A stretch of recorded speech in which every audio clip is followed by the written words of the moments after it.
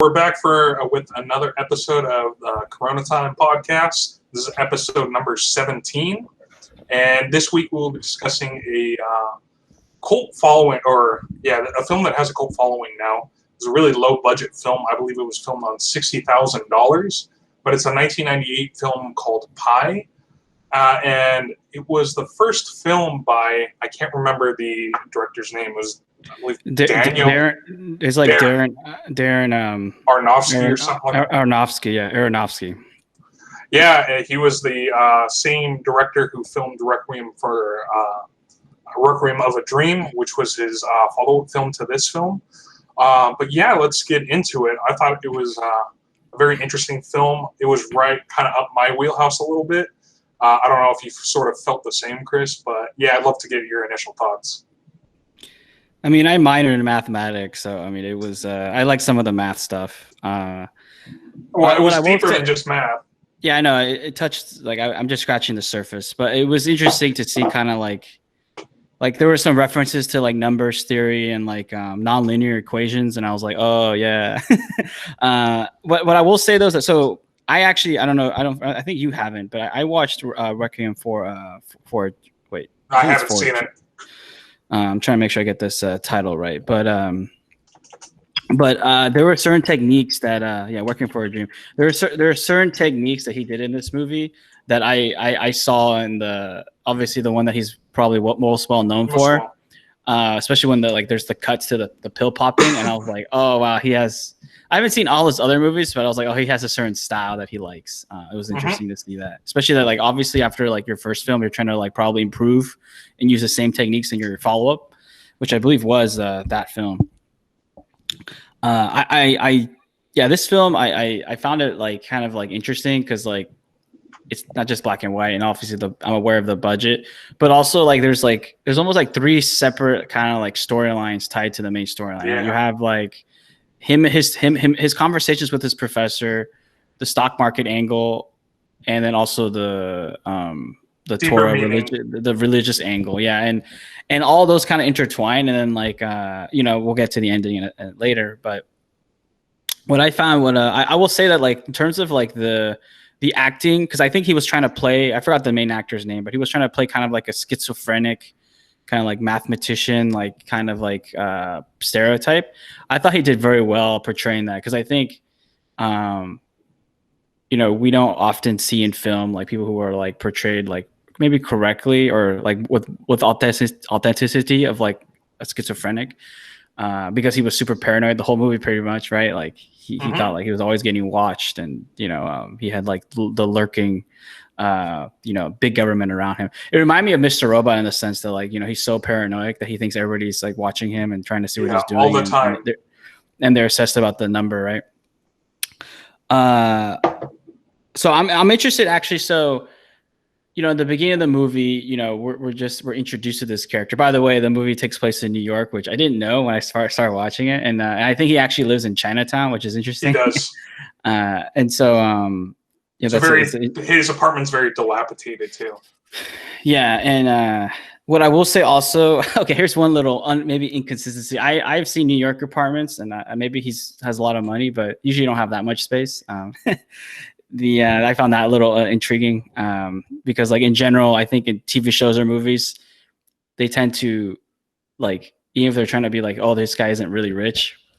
Yeah, like in Friends. Yeah, those apartments would be like at least like $7,000 per month. Even if they split it 3 ways, that's still a lot of money for each person, And then they're working like, what is it, the odd jobs, like, waitress and actor, receptionist, massage. I was like, what kind of massages are these? Because they better be paying a lot. Like, Yeah, acting as well, Joey. Yeah. So, I mean, those are also like tricky. If he has to really maintain that consistent income. Yeah. And he doesn't in the show, and not until he becomes the daytime drama star. Yeah, the daytime TV guy. But no, I like I said, this movie, especially. So I'll say this: I'm curious to get your take on like the conversations between the professor and the main character, which I'm blanking on his name right now. Max, because I found those conversations. Okay, the one with the Torah was interesting, but those conversations around like letting it go, and this is only going to drive you nuts. I felt that was kind of like one of those underlying themes of the movie of like, you know, it reminds me of the Moby Dick thing, right? Like you get so obsessed about something that it kind of it drives you mad. Yeah, it unravels your own life. Yeah, part of the theme, or like one of the big themes of the film, was trying to rationalize sort of an irrational world, right? Sort of Max's whole premise as a mathematician is to try to find order, and his big sort of field of study is to try to find. He tries to find order and patterns within the number pi, right? Because pi is an irrational number that has digits that just go on forever and ever. And so a lot of his sort of intrigue is studying pi, trying to understand a lot of patterns within it. The whole thing is with patterns, and you see that with many different, sort of mathematical phenomenon, such as like Fibonacci sequence. There's a lot of different mathematical phenomenon that are sort of brought up and talked about sort of number theory and a number of other different other different concepts within mathematics. So it was pretty interesting because you see him, and within sort of that sort of duality of trying to make sense of make something rational within a completely irrational world, it sort of drives him mad. And even the professor is like, he loves it, trying to make sense of a lot of different patterns, or try to find patterns in this world. But in a sense, sort of that drive ends up burning him out. The professor, that is, and it leads to him having strokes. At least the stress of trying to find that rationality just makes him go pretty much mad. It leads to different health issues for him. And for Max, it ends up sort of driving him completely mad in the end, where you don't even know what is true and what is not in terms of what he is seeing. Right? He's so medicated up because he's clearly schizophrenic. His whole sort of life is driven by trying to make sense of mathematics and patterns to the point where it just, and in the end, it drives him completely mad. Yeah, I mean, I think it's implied in like later parts of the movie that he stopped taking his medication. Yeah, he does. You see him several times where he stops. Yeah. What I found interesting too is that like what was I gonna say? Like also, so going back to the professor and Max, like they were playing Go on most of their scenes, right? And actually, Go is one of those games where it's funny how in '98 it's probably not viewed the same after the AlphaGo documentary and what happened there in 2018. But at the time, right, Go is seen as like this complicated game. Is seen as that complicated game. Where there's a lot of complexity, even though the moves are simple, right? Like it's two pebbles, black and white, and then you can only move in like diagonal up and down, right? But I think that game has like billions of like moves that you could possibly do. So I found that like intriguing because like I think Max when he's playing the game, he sees like he sees himself like kind of processing the game like, there's a lot of complexity, but there's a meaning to it all, right? While the professor kind of plays the game and he just says there's just sheer complexity. There's just, you'll never be able to comprehend all this complexity. So even then there's a difference of like viewpoints. Yeah, viewpoints between both of the young student and the old professor. So I was curious about like, did you read into that with the Go game? Because I found that kind of an interesting angle because they're always like this talking and playing the board game. I mean, yeah, that's really how they bond. I think every interaction that the two of them have is over Go within the film.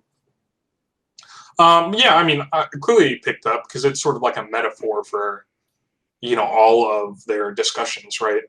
And Max is so frustrated and fed up that he's sort of given up of trying to find the rationality in the world. Within mathematics, and the professor keeps saying, there's more to life than just that.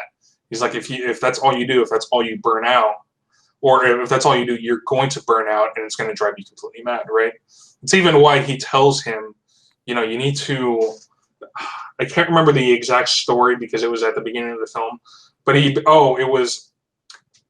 tells a story back in Greece where there was a famous, I believe, Greek scientist, and he was trying to figure. He tells a story of how he was tasked with trying to determine whether or not something was actually gold. He's like, well, how the heck am I going to do that, right? And it drives this person mad. And he keeps, I don't know if you recall this, but he basically sort of can't figure out what is going on. It's driving him mad. And finally, the wife of this scientist is like, you need to take a break. Go take a shower, go take a bath. And so then the guy's like, okay, fine. He relents. And he goes and takes a bath. And then he realizes, wait a second, if you sort of put whatever the metal is, or the gold, because he's not sure whether it is or not, you can sort of measure the displacement of it and then be able to determine if it's gold based on that weight, because there's different densities of different elements. And so that's when he sort of had his eureka moment, is when he finally took a moment to relax. And he's like, if you keep going, if you keep bogging yourself down on a lot of these problems, you'll fail to sort of relax and see the bigger picture. And I think that's sort of something that he tries to get across. He's like, sometimes you just need to step away and take a break in order to sort of be able to recollect yourself. He's like, because if you don't, you just end up burning out. Yeah. I think that was one of sort of the clear. And oftentimes in real life, that is truly the case, where sometimes you need to sort of take a break and take a step back to see the bigger picture of the problem. What'd you think of his interactions with like his the little girl that's a neighbor? Like he would compute the math equations, like she would ask him the problems and he would just know how to solve it like immediately. I mean, I didn't really read into it too much, but I just thought they were sort of interesting interactions, and girl clearly looked up to Max quite a bit and was really impressed and enthralled with him. Yeah, I think she was in there because for the ending. Because I think she asked him the question. Yeah. He says it doesn't matter. But I mean, that's true. But initially, you don't know that, and based on the initial interactions, you don't really know like what her sort of purpose is until the end. So yeah, I mean, obviously, she was in there to sort of explain what happened. So what I'm curious, I was gonna ask this. My follow up is like, so that he gets that chase scene, right? With I'm gonna call them the business corporatist people. You think that was real? I'm gonna call them in his mind? Hedge fund managers. Hedge fund. You think that was real? That wasn't part of it is in his mind?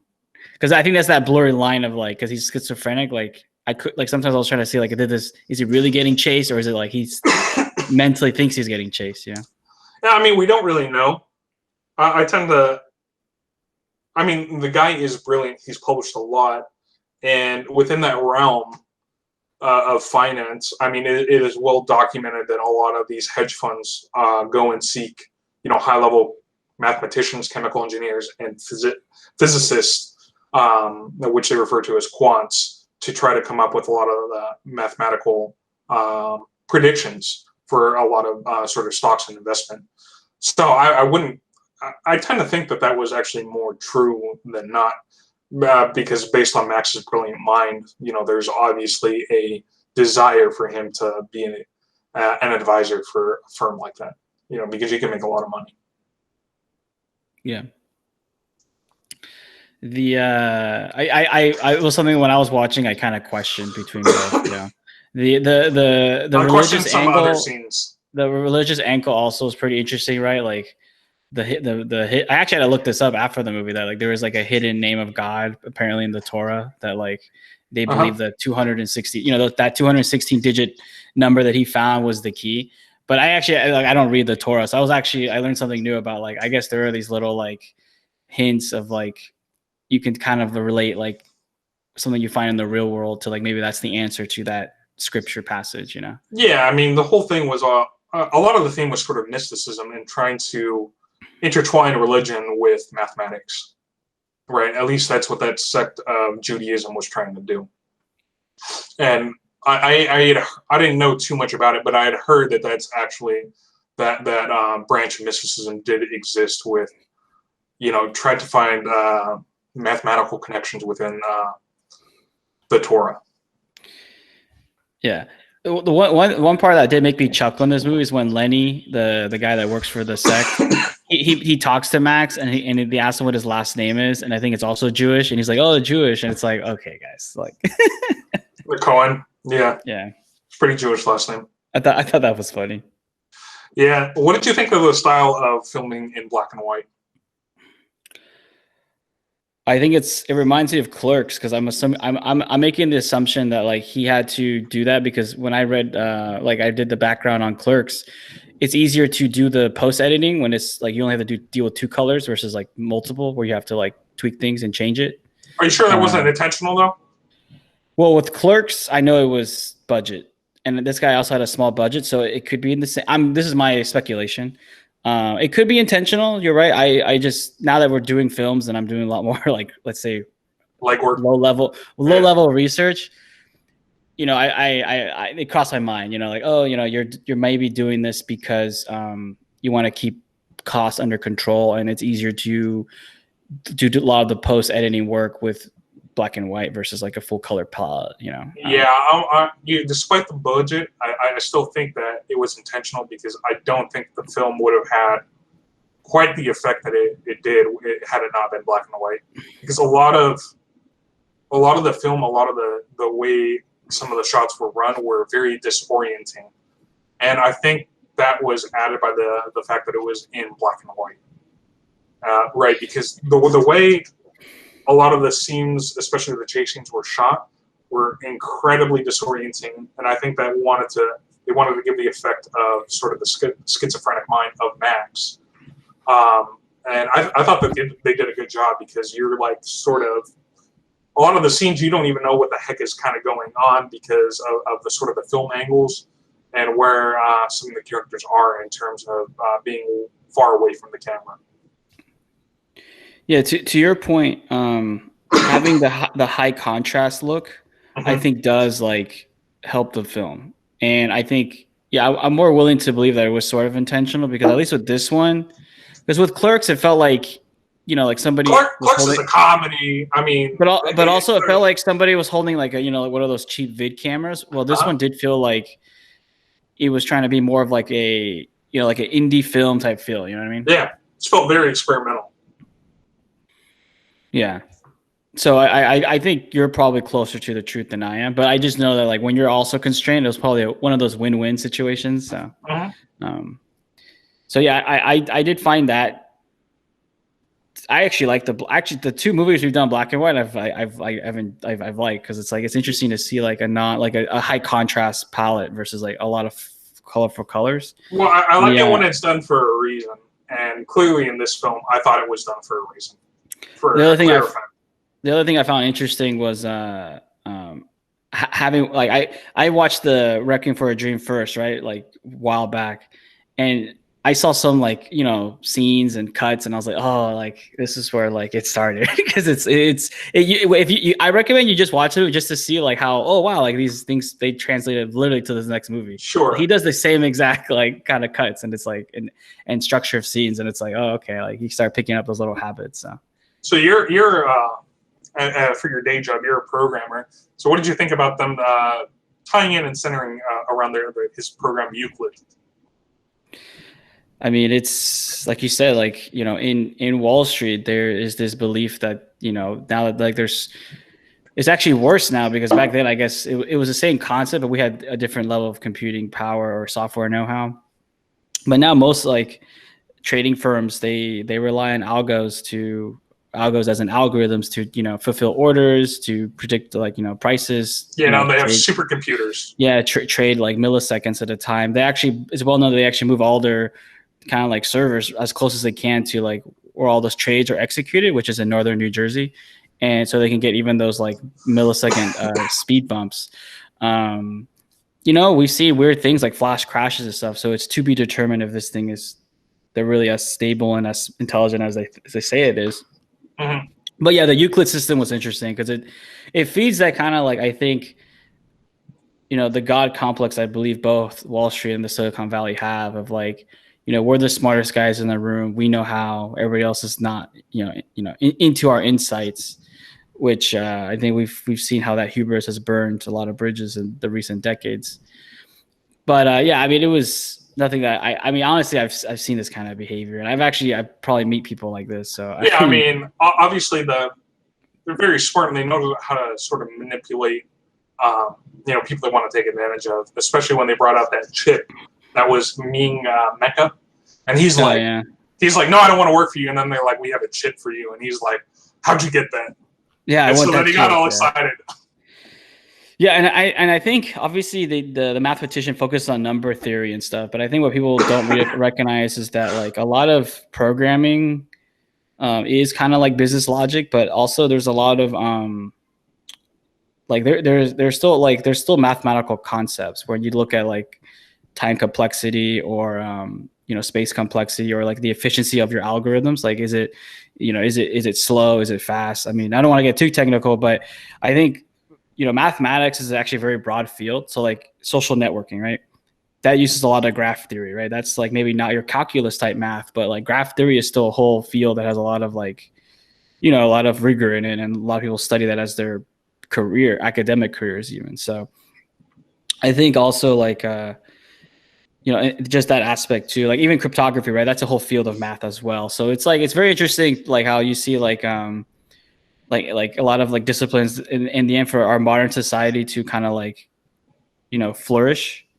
They have to like cross discipline basically. So it is intriguing. Like I kind of normalized it. So I was kind of like just watching it, but yeah, now that you asked me, it is something that is very, now we just take it for granted. I get that. What did you think about the, that was something I wanted to ask you. What did you think about the soundtrack in the film? So again, this was something that like, I like the soundtrack, but I also recognize like, so I looked this up after because I was like, wow, this sounds kind of like this tune, this style. I've felt it before. It's the same guy that does the Requiem for a Dream. Yeah. No, you know what it also kind of reminded me of in some ways? Maybe it was just a style of the film, but it kind of reminded me of some of the Matrix soundtrack. Yeah. I think that guy actually worked on the Matrix. I'm going to double check right now. Okay, yeah. I can see it, I was like, well, where have I've heard that sort of it really worked for the film, I thought. The sort of sound aesthetic that the soundtrack, provided. And I was like, where? I felt like I've seen this in a film before, that this sort of ambiance. I was like, oh, it's the Matrix. That's what it really reminded me of. I'm going to see if... Okay, so I don't think he worked on the Matrix, but to your point, I think I've seen a lot of like Matrix like videos. Mm-hmm. And they always use his music, so it also is those things too. Okay, but I know that like, so I was listening to it like during it, and I was like, wow, this like, it's not the same soundtrack, but I was like, this style is very similar to like Requiem for a Dream. And I look it up after, and I'm like, oh, it is same guy. I think his name is like Clint Mansell, but that sounds familiar.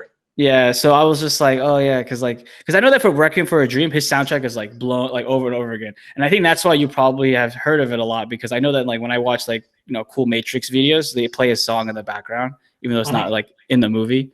So it's it might be one of those things where like we're just piecing it together as we that's how our mind works, right? Like we think it's related, but it's like sort of, but it's not really. It's a hop. Mm-hmm. Yeah, it's I like the soundtrack, but then I also like Requiem for a Dream soundtrack, so I don't know how unbiased that is. No, I mean, I thought it really fit well for the sort of, like the auditory aesthetic that I think the film crew really wanted to get across. And I think that was sort of complemented by a lot of the other sort of sounds that were provided from the film, specifically, the auditory, very painful sounds that were given throughout, especially when he's having his sort of schizophrenic breakdowns. This is Max I'm referring to. You hear a lot of the sort of really high-pitched sounds that really make you sort of uncomfortable. But that's sort of what they wanted you to sort of get across, is this is really what some people who suffer from schizophrenia really go through. Yeah. I thought they did a great job with that. Yeah, I mean, this film was like not too long, which I I feel like it was actually the right length, but yeah, like I could see how like again this like if you watch the next movie he makes 2 years later, you see that he's almost perfected like a lot of the little details. Mm-hmm. So like I came in with the expectations knowing that it would not be like as polished as Requiem for a Dream. But like it's still like I really like the movie. So like it says a lot about it that like a lot, even though they would get better and they would iterate, um, you know, I like the score. I like how long it was. Like it was actually for a first film. I will say that like usually like these directors are not like that poor with the quality of their movies. Like Clerks was a good first film, and sometimes actually it's the opposite, right? They deteriorate as they make more films. This one was like very like kind of like one of the better like if you told me like this was actually his like sixth film, I would have believed it. So yeah, I thought it was a great first film, a great shot.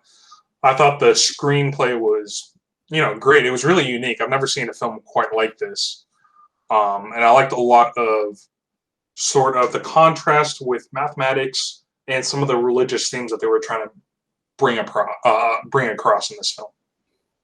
Yeah, I mean it has like there was like multiple themes. Like I said, there was like three, right? There was the market capitalistic aspect, the pure math, professor, him talking, and then the religious one, which I feel that they all tied in together, like you said, very well, because in their own ways, all three of them are kind of like, I don't want to say faiths, but like they have a bit of mysticism around them, like down, like what is like, can you truly understand mathematics at its core level without having that leap of like, oh, well, 1 + 1 equals 2 because why? Well, therefore it is, I did a lot of math proofs. So it's always like QED, the Latin form for like, therefore it is. And it's like, okay. Well, have you seen the proof of like 1 + 1 = 2? It's actually not a short proof. It's actually pretty long. Yeah, I do know that. I don't know the proof. I never went to that high level mathematics, but I know it's actually pretty insane. Yeah, and so in terms of its complexity, but still at the beginning you make your first assertion, so it's like you can argue that's still the leap of faith, as they say. Well, I mean so it's interesting that you bring that up because a lot of the film, how it sort of reiterates and goes back to certain points that he keeps on making, where he's like, I can't remember the exact proofs, but he says, 1, he's like, mathematics is sort of the language of nature. 2, if you fully understand it, then pattern and study it, then patterns start to emerge. And he keeps going, and those are assertions that he keeps making over and over to sort of keep him centered and grounded. So it's really interesting because I think it's actually interesting to hear him reiterate that, because I think there's certain things that people like often go to, and a lot of these people, it's sort of religion. In his case, or mathematics is sort of his religion, where whenever he feels sort of lost, he goes back and he repeats those assertions to sort of keep him more centered. Yeah, and then like if you look at the markets, right? A lot of people will say like, "Oh, we're looking at it's a religion, man."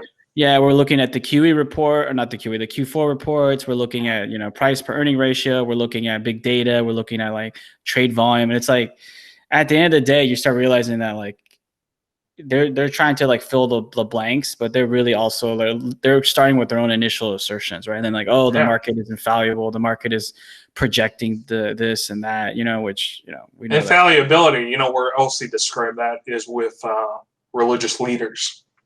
Yeah, and I think that's why the religion is also part of this movie, because it's the same thing, right? Like, oh.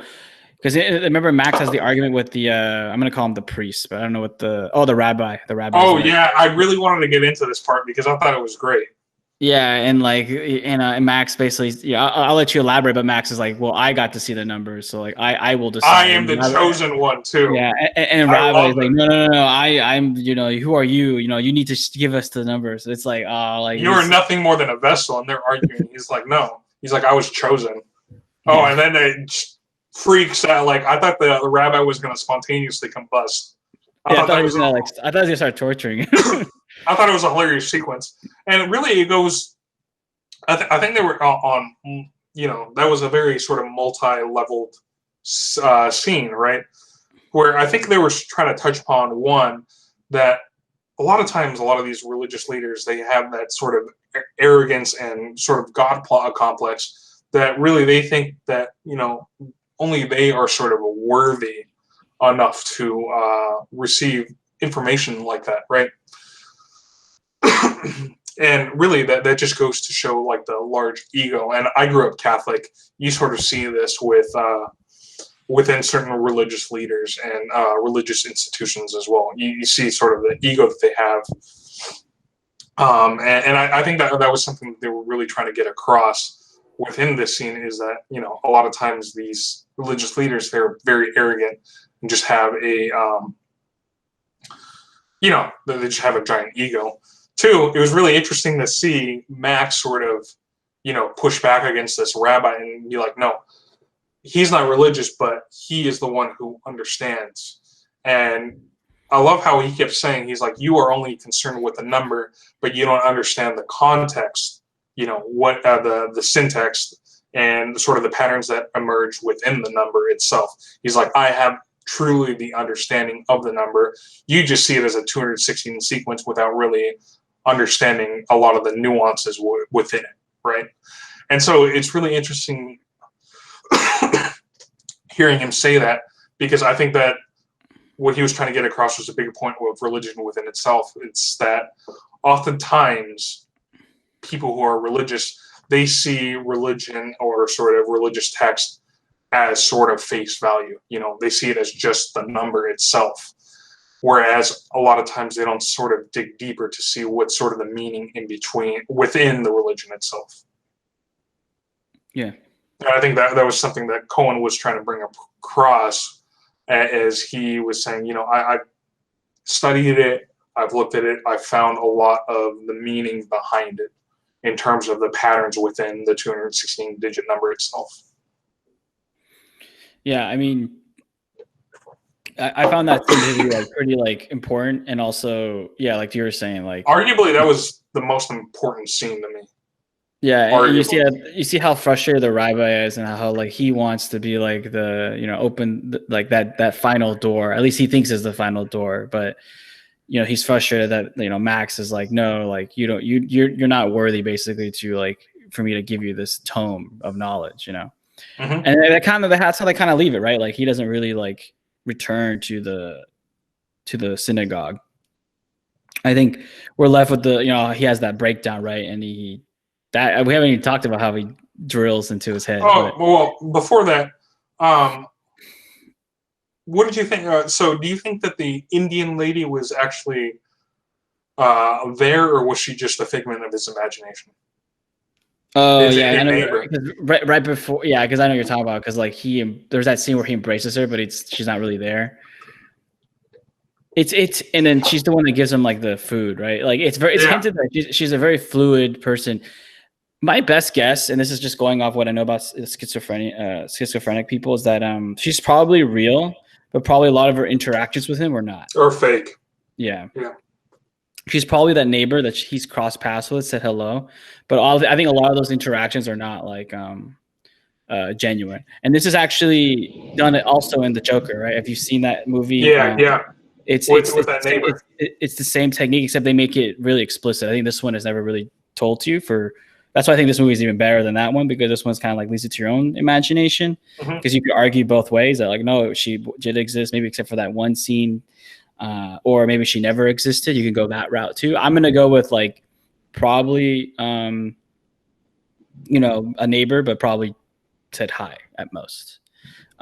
Because like even for like an individual to have those kind of like details of the clothes and the face and the voice, like you have to have a really, really powerful imagination or mind to do that. I think most times you kind of like compose it yourself via other things you've seen. So even to your point, she could even be a configuration of like people he's seen on TV even. So it doesn't have to be a neighbor. I'm just going with that route, but I do lean on that. Like she's mostly fictitious though. I'm curious. Like I guess your question was I guess you have your own thoughts on that, right? Yeah, I mean I tend to more or less agree with you. I thought your comparison to the Joker was a great point, because obviously in the movie, the Joker, Joaquin Phoenix was clearly had some schizophrenia going on, and he clearly sort of fabricated in his mind a lot of the interactions with his neighbor, where he sort of fantasized that the two of them were in a relationship together, when that clearly wasn't the case. Only had a few passing moments. And I think this is more or less the case here, because I think she sort of provides someone who he wishes was there as like a sort of comfort. And I'm not so sure that that's necessarily the case. Yeah, I agree with that. Like I thought that her character probably didn't really like truly exist. Yeah. Yeah. What did you think of? So I know I touched upon this before. What did you think of the sort of directorial choice with a lot of the chase scenes? In terms of, because a lot of the cuts were very chaotic, the movements were just all over the place. Do you think that was a good choice, or I think that was to give it that feel that like it was that shaky cam feel, right? Like you're actually running with the individual. Yeah. I will say this. Sometimes here's my bar. It was when if I'm starting to notice, like while I'm watching the movie and trying to enjoy it, if I start noticing the camera is shaking a lot, because I think there's some movies that I've seen where like I'm just thinking like, wow, I can notice that the camera is shaking, like just to stop shaking. Because I never felt that way, I'm gonna say like I'm gonna lean towards like it didn't bother me and I actually didn't mind it. But I have hit scenarios where like, oh, stop shaking the camera, and I remember when I think that I'm like, this means it's probably not working. Right. I got you. Because you can feel kind of nauseated, you know, with the whole like, you know. So. Oh yeah, like to the point where like you're starting to get vertigo. Yeah, I will say that my watch, I didn't mind it. I actually thought like it gave it kind of like that. I thought it fed. Feel? I thought. Yeah, I was gonna say it fed that schizophrenic feel, and then also like it's just shaking like a lot, and that's why I said earlier, like, do you think he was really getting chased or not? Because I think the techniques at least lead me to believe that like it's partly all in his mind, you know, that he probably saw an individual and probably is thinking that he's getting chased, you know, or that person is spying on him. Yeah, I think some of the scenes were probably true, but some of the other scenes of like him like thinking that he's being watched all the time are false. Mm-hmm. Yeah, it's probably a combination where he can't really discern reality from what's going on in his mind. What did you think about the one thing I couldn't quite figure out? I don't really have an opinion on. Was what was going on with the brain? Do you know what I'm talking about? You gotta refresh my memory a little bit. So there's several scenes. One is in like the subway where he sees the brain, he touches it, and then all of a sudden he'd have auditory response. Then he like he has that break, like his ears start hurting and stuff. Yeah. And he takes that weird shot too, whatever that is. That was wild. I've never seen that. That might have been fictitious too. I do have a take on that, but I do think it's a bit far fetched. So I think the brain represents like what I call the origin. So like I think most people live their lives kind of like just focus on the day to day because it's easy to get distracted, right? You have sports, you have your whatever, your relationships, you have your hobbies. But if you sit down and literally just like just clear all distractions and you think about like maybe the origin, like why do you exist?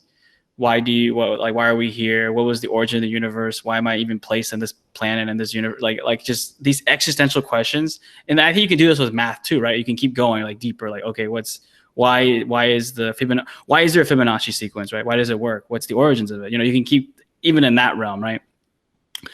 I think most people, like, I know what happens to me when I go that deep. My stomach starts turning. Actually, I start feeling sick, and actually I have to like stop because like I think if you go really deep with the existential stuff, I think your mind can't process it. So my feeling was that like he's going that deep where like, yeah, like he's pushing his mind to the limits that most people don't. And like, honestly, anybody who has done this probably, you know, has probably felt their like stomach turn or something like, you know, it's like, it's like trying to understand what is completely incomprehensible.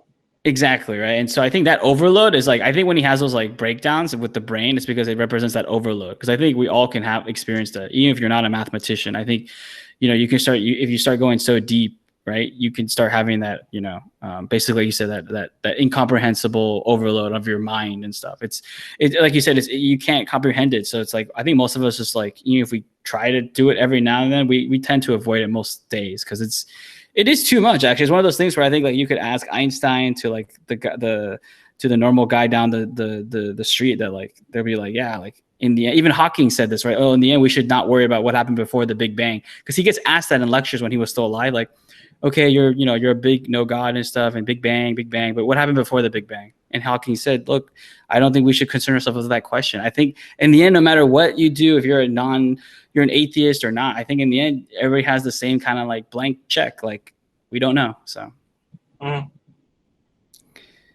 which is why I've always found it interesting. Oh, sorry. Go ahead. No, you go ahead.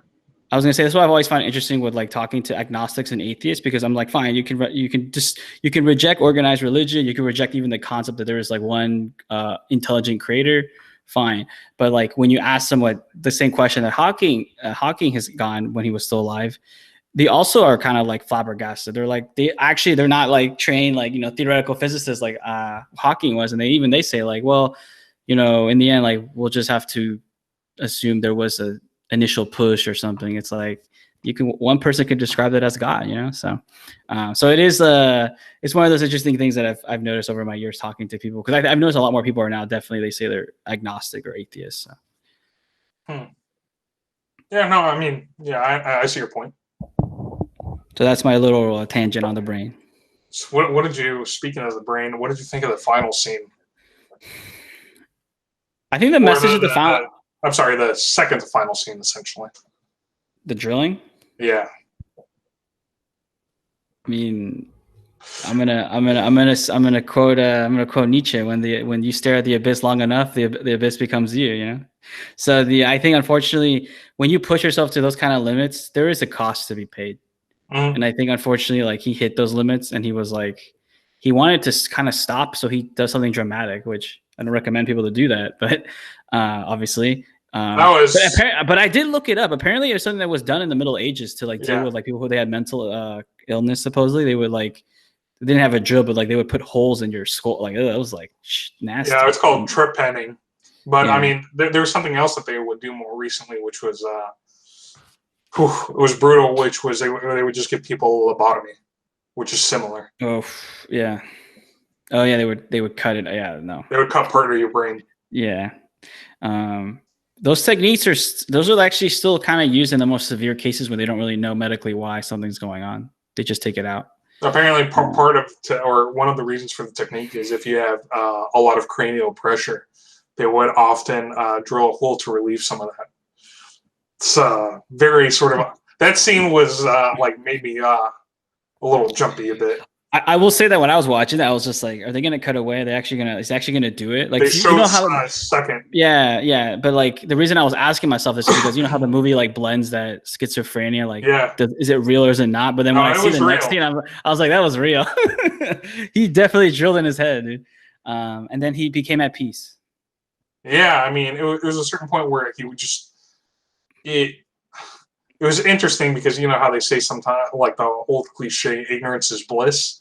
Well, I mean, he lost a lot of his gift with that, but at the same time, he gained peace, not having to concern himself with those really existential type questions.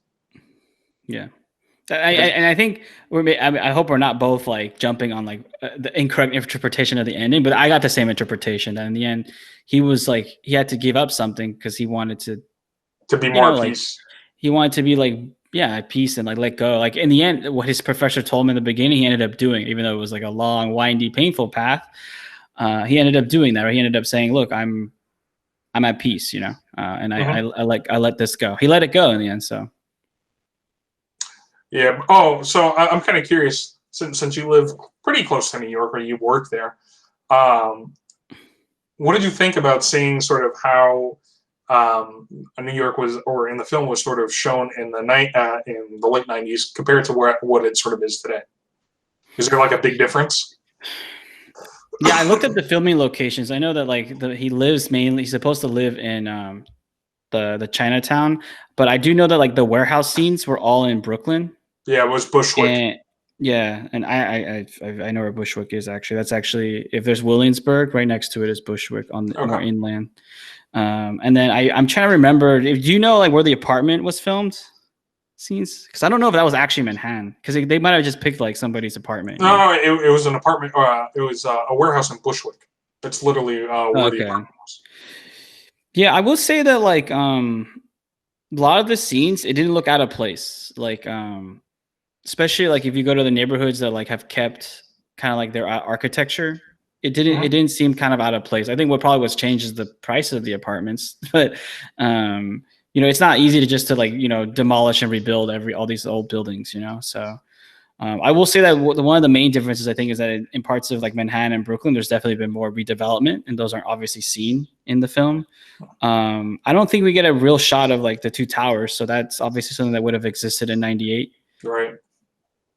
But yeah, the look and feel actually, I would say like it would, if you told me like, I went to this part of Brooklyn, it would pass, the basketball courts and stuff. So nothing too crazy. I think obviously the cars look different, and like also they did a lot of metro scenes, and honestly, I'm gonna be honest with you, like that looks the same. So those are still pretty bad. I mean, Metro's Metro, right?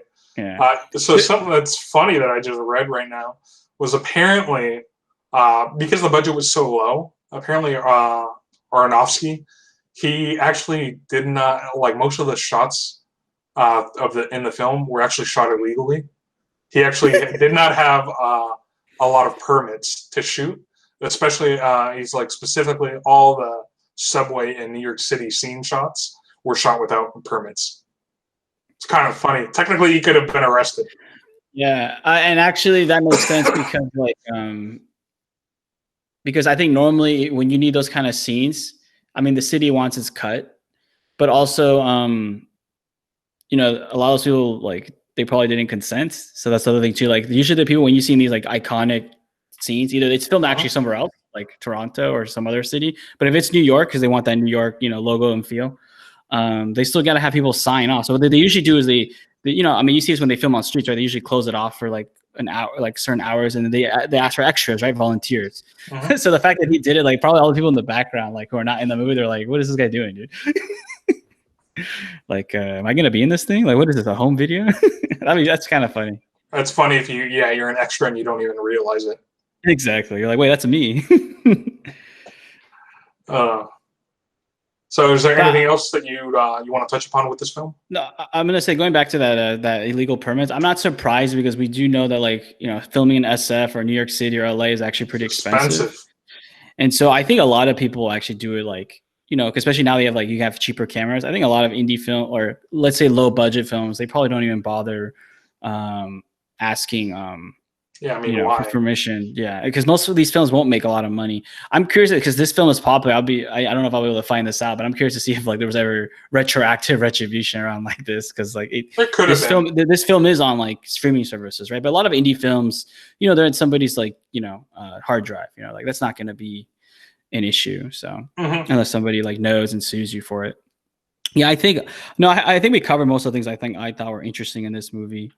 I will say that for the audience that like I definitely recommend that you watch especially Requiem for a Dream, just because of the stylistic choices. You'll see that like he iterated, and actually with a little more money is interesting to see like how he was able to tweak and modify his his early technique. I know that he made Black Swan, which I saw once. I haven't seen that film either. It's been a long time. I probably saw it because Natalie Portman was in like the newer Star Wars movies. I became a fan of it, and then I kind of dropped that because Star Wars has been corrupted by Disney. But I won't get into that. But he did that one, and there's some other movies that he's made recently I've wanted to see. So I'm actually curious to see like how his style has evolved actually over like since 98, 2000, because people forget that like he made Pi in 98, and then 2 years later he made the Requiem for a Dream. So it's like early Aronofsky versus like 2008 version, or even like the 2017 version. So something you might find interesting is actually that Sean Gillette, who's the actor who played the main character Max Cohen, he actually co-wrote this film. Oh, I didn't know that. That's interesting. The one actor I did recognize, there was two actors I recognized: the Professor and Lenny. Because Lenny, I think I see him on Billions, and he was in the USA show Royal Pains.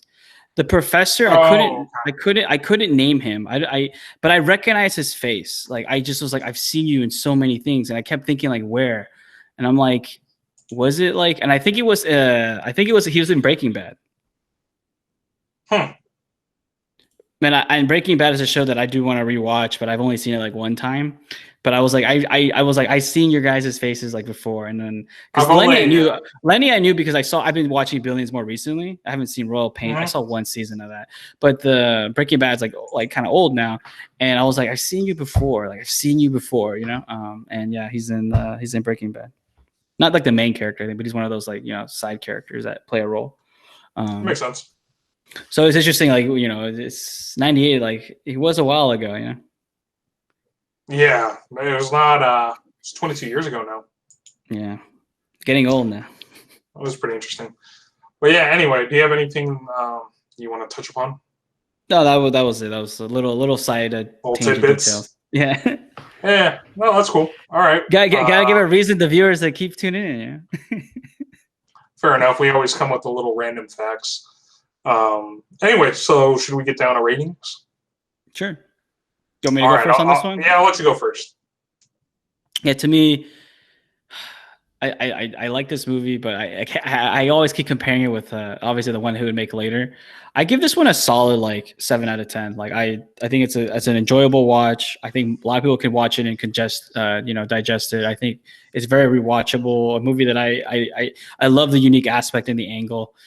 But I will say that like when it comes to like, if you want to say which movie I would recommend of his, like I've only seen 2, but if I had to choose one to get people started with, I would tell them to watch Requiem. It's a bit overrated because the love it got back in the day, but I will say that like seeing both actually, it's like it's one of those few instances where you see that like a director took his like techniques and just like clearly like refined it, and it's like wow, like credit to you, man. Because some people just like either ditch it or they just try something different. But I recommend it actually, because you haven't seen it, I recommend that you watch it. Like eventually you'll be like, oh wow, I see like the same editing skills. Yeah, I mean, for me, generally I give higher ratings. I'm actually going with an 8.5 for this film, especially. So I have a number of like different factors. I was really impressed that this was Darren's first film. I really like the choice of sort of black and white as really showing sort of a high contrast for this film, because it really, and I like a lot of how a lot of the shots really made you feel disorienting, as if you were the main character himself, because you could imagine him being schizophrenic, that the entire, as being a schizophrenic, you're very disoriented most of the time, especially when you're off your meds. So I thought a lot of those stylistic effects really worked well for the film. I was really impressed with the actor's performance. I thought he did a great job playing a schizophrenic who was really losing his mind, trying to make sense of the world and all of its irrationality. I was impressed from this film, given what the budget was, too. I thought, given the constraints that the filmmaker and the crew were working with, I thought they did a fantastic job. I see why it got a lot of praise and why it's had a cult following. This is not necessarily a film that I would recommend to everybody, but given sort of that indie experimental feel, that's something that really appealed to me. Yeah, if you think about it, this film launched a career basically, so it deserves I think its credit in its proper place. So I really, I can't sort of emphasize it enough. This was really a sort of an original screenplay, in terms of concepts and everything that we were sort of trying together. I haven't really seen a lot of these films or themes in another film. It's really unique in that way. That's true. So, I agree. So yeah, for all those reasons, yeah, I'm giving it an 8.5. I wouldn't necessarily recommend this film to everybody, though, only to very very unique people, someone who has a more open palette, if you will. Yeah, I mean, I think it's pretty I guess I see your point where if you give it to a lot of people, they might be it's too experimental for people. I feel bored or at least the confusing half the time. But I enjoyed this movie. I mean, I've seen weird movies, so I try to decipher. So yeah, I mean, it's one of those where, it's experimental. And also he's trying things out that I think he later kind of tweaks and refines to make it a little more clear. and he does it in the next movie. But I think that's the natural thing, right? You get better as you do things, unless you get complacent and you start living on your laurels. But I don't get the sense, at least the movies I've seen, it looks like he's always trying to like, improve his own ability. So that makes sense. Yeah, I'll have to check out Requiem for a Dream. Is that the actual title? Yeah, so I'll check that out at some point to see some of the strides that he's made in terms of his directing and editing styles. Yeah, and I think we'll eventually get around to picking other ones. I know that he's made some ones that are recent, and then I haven't seen Black Swan, so yeah, maybe one day we'll pick Black Swan. So he's only done. Actually, I'm looking at the list now. He's only done. I've seen The Fountain too. Wow, I actually like this guy's movies. Because I've seen now, like, actually, I take it back. I've actually seen The Fountain, a great film, by the way. I recommend that. I didn't realize he made that. And I've seen Black Swan once. So I've actually seen, this is the fourth one I've seen. So he's in my top. He's on my to watch list. So. There you go. But yes, I recommend obviously Pi, obviously Requiem for a Dream, watch Black Swan. The Fountain's underrated. I feel like it's his most underrated. I know he came out with a new one like in 2017, so it's on my list. So it's like Christopher Nolan. I've seen almost like every Christopher Nolan film. So it's one of those my directors that I have favoritism for. So I will say, in some ways, this film. It's funny that you bring up Christopher Nolan. Because like schizophrenia and memory loss kind of go hand in hand in a way, because you don't really remember either don't know what's reality or you don't remember what's happened, so you kind of forget reality. It's interesting because I see some comparisons to Christopher Nolan's first film, that being Memento, and this film in some ways. Yeah, and actually, because they overlap. It's like a Venn diagram. There's an overlap with like bending the mind. But I've always, when I've listened to Christopher Nolan's interviews, it seems like he's always been more interested in like the time manipulation, like bending time, as they say. And I mean, Interstellar, you definitely see that. Well, I haven't seen many Aronofsky interviews, but I have the feeling that he likes to bend the mind, and that kind of like there's a bit of overlap with like time and perspective. But I'm thinking of Black Swan and also like the two, like the Requiem for a Dream and Pi. Like it seems like it's I don't want to say the F word, but like it's the mind manipulation, and that's what he likes to dive into. He likes to dive into like the persona of an individual and like how they can easily believe like or think that they are, or kind of like, I don't want to say fake news, but like how they can be manipulated by their perspectives. All right. Well, cool. Yeah, I think that about sums it up for this week. Do you have any final thoughts? No, I'm good. This is a very solid watch, and another one to add to the catalog. Cool. Well, definitely check this film out if you haven't seen it. Although, if you have seen it, or if you haven't seen it, I don't know why you would stick through this podcast to this point, because we gave pretty much every single spoiler. But yeah, if you enjoyed our commentary on this film, please like and subscribe to our channel, and stay tuned